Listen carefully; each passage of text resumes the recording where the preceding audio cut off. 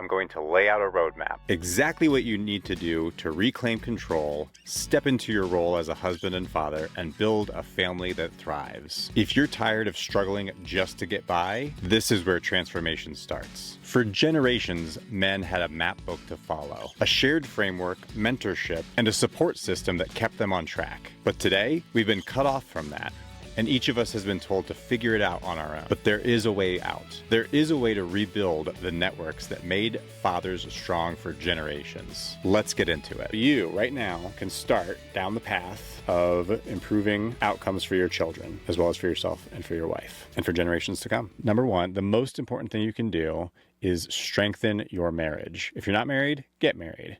If you are married, make it your top priority to cultivate a healthy dynamic between you and your wife. As you saw on the curriculum, there's communication and conflict resolution, and there's emotional fitness. You need to pursue strengthening your marriage, strengthening the bond, strengthening your ability to communicate and cooperate with one another. Number one priority, your marriage, if you want better outcomes for your children. The next thing you can do is figure out how you and your wife can convert time and attention that you're currently dedicating to work.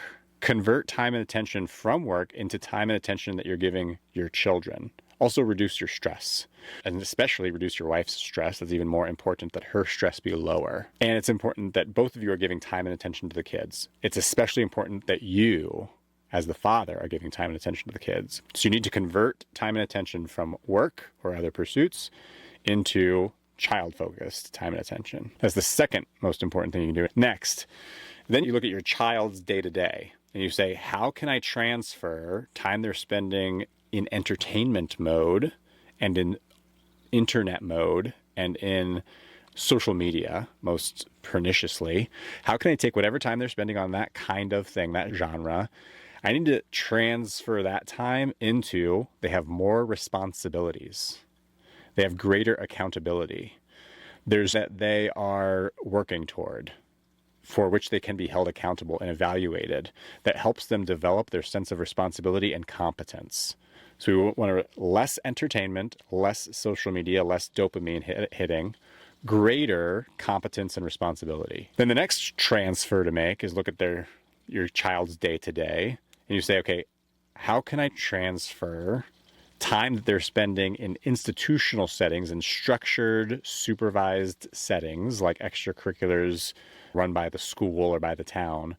How can I transfer that time into unstructured, loosely supervised time, right? There's a big difference between adults being around for like life safety, keep your kid from falling in the river. You can sit there and read a book without being the facilitator for whatever game the kid is playing on the playground or on the ball field. Just be like, that's on you.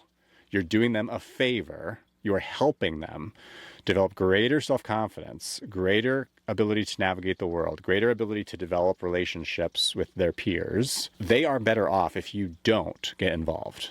You just need to provide an environment for them to interact with other children, and not necessarily their exact age, but just like be in an environment where they can run free and interact with other people and the world without you hovering over them. The next big move, and this is maybe the most important one, but maybe the most difficult, although not as difficult as you probably think. But the next big move, if you want to improve outcomes for your child, is figure out a way to go from a single family home to an extended family home, or at least an extended family hometown, where as a regular part of life, your children on a daily or at least weekly basis are not only interacting with their mom and dad and maybe a sibling, but they are on a regular basis interacting with an aunt or an uncle or a cousin or grandma or grandpa. And this is part of their regular life, is that they have long-term enduring bonds, a sense of belonging with people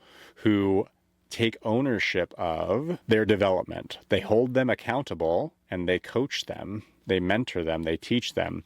Or at a peer level, these are people with whom they'll share bonds into adulthood. So anything you can do to facilitate your child spending more time with their extended family, the better off your children will be. But not only that, it doesn't end there. It gets even better, because you'll also realize as soon as you do that, you've also benefited yourself directly. You will now have a stronger, more reliable, more enduring network of people providing you with support and mentorship and coaching and holding you accountable as a man and your wife. But we're not talking about her. We're talking about you. You'll have brothers-in-law. You'll have your own brothers. You'll have your father or your father-in-law, your uncles, grandparents, who knows? You'll have men with whom you can have a discussion and seek counsel and guidance so that as you're navigating your OODA loop of adulthood and marriage and fatherhood, you're not doing it in isolation, but with multiple people with whom you have a long-term backstory and long-term forward-looking relationship. Men in particular have better outcomes in their marriages and family lives if those men have, in real life, geographically located network of other men on whom they can rely. It is asymmetrical. It benefits men more. And the benefit that men receive from that benefits their wives and their marriage and their children. So that is a significant benefit to everybody, but it channels through the benefit that the father, the husband, receives. The other reason that this is better than you think it is because when this experiment began, the idea that got in people's heads, the baby boomer generation got in their heads most deeply, is this idea that, well, what everyone needs is financial independence. And the only way to get financial independence is to get the good job. The only way to get the good job is get the good degree. And so you have to spend a bunch of time in school and focused on your studies and extracurriculars so you can get into the college so that you can leave the house as soon as possible and go be independent. And then you can go to wherever the best paying job takes you. And that, the baby boomers thought, would solve all the problems of their childhood in the 1950s. Now, what that has done is ratcheted all of us into a rat race of earn the paycheck so you can afford the lifestyle. Because consider that if you were in some hometown environment rather than isolated in some suburbia, if you were around friends and family, you wouldn't have to pay, mom and dad and you wouldn't both be paying a mortgage. You'd have one house with an in-law suite, and your home price wouldn't be twice as much as yours is alone. And in all likelihood, since you've moved to someplace chasing the job with the big pay, you're over your head anyway in some high cost of living zip code. Whereas you can go back to wherever mom and dad are, and more likely than not, I mean, it's not always the case, but more likely than not, you can get more house for less money there. Which means you'll have plenty of space for grandma and grandpa or your single cousin who would love, by the way, to provide childcare, which means you're not having to pay for all those extracurriculars, which is, the biggest expenses that come out of a family's budget are their mortgage and childcare. And those are two things that they only have to pay for because they are both separated from their family and they're in a high cost of living zip code, where everybody else who's in the rat race has consolidated and there's more demand than there is supply for housing. So this is an easy fix. Unwind all of that chain. You go back to somewhere that you can afford more house for less money. You don't have to pay for childcare. Your children have a better environment with more people who care about them long term. There's less need for them to be entertained or on social media or in daycare or extracurriculars. And here's the big unlock. Here's the one opportunity that we have starting today that, nobody can blame Gen Xers or baby boomers for not thinking of this. It wasn't available to them, but it is available to us. That as of right now, more than ever before in the last 175 years, you can work doing anything for anyone from anywhere. So the race to get to the big city with the big job, well, that's nonsense. You can work for that same corporation from Idaho. You can have 10 acres instead of a 1,000 square foot apartment where you raise chickens and your kids are responsible for taking care of backyard livestock you want to have while you're working your high power corporate job from Idaho. And your quality of life will go up dramatically because your cost of living has gone way down. And you're not spending any time commuting, right? Because in addition to our 40 plus hours a week in the office, we're spending 10 plus hours a week driving to and from the office, which is time we're not spending on giving time and attention to our children. And it makes us unhappy. So all of this is either a virtuous or a vicious cycle. And you and I today have an opportunity, one, in the moment, right now in 2025 to start changing all these dynamics. Because although our parents could not have foreseen it, our aunts and uncles in the Gen X generation could not have availed themselves of it, we can. That we no longer have to be part of this rat race that was set up in 1950. And so our children don't have to suffer all the deleterious consequences of that rat race. Our marriages don't have to suffer. We don't all have to feel isolated and depressed as so many men, women, and children do today. So that is the roadmap. That is the roadmap for fathers who want to rebuild their families and marriages to be better off for them, their wives, their children, and for their extended families and communities.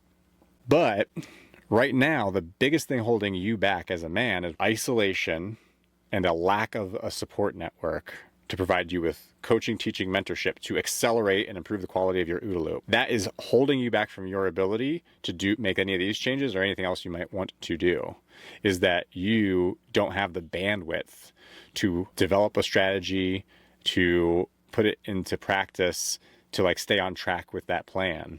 And so the solution to that problem, the way to kickstart the engine, is to avail yourself of a network of like-minded men are not only similarly situated in that they are also husbands and fathers, but are also similarly situated in that they are also committed to this vision. They see that things aren't working the way they are. We have a problem. We have a generational problem. We can identify what that problem is and how to fix it.